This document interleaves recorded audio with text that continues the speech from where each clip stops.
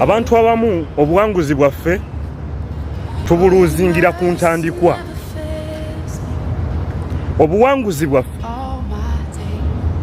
tulema obutuukako ku ntandikwa.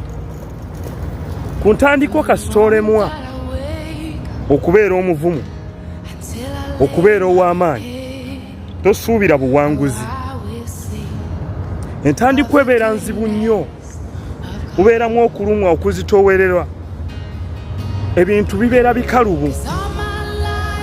Era abamu ku ntandikwa awo we tukiviiramu n'ogamba obufumbo buno bukalubye, tebujja kusoboka.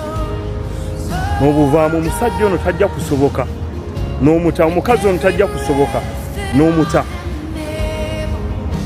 Tewaba kugumiikiriza, bonna batatuuka ku buwanguzi. Noga bizinesi eno tesoboke, n'ogivaako. Kyokka ng'ate abalala mwe bafuna. Era n'omukazi oyo gw'olese ate omulala ye gwagenda okutwala era wangaale naye, oba omusajja oyo. Kale weetaaga okuba n'obuvumu ku ntandikwa okusinga ku nkomerero. Omuddusi w'oluuzingira wano ku ntandikwa.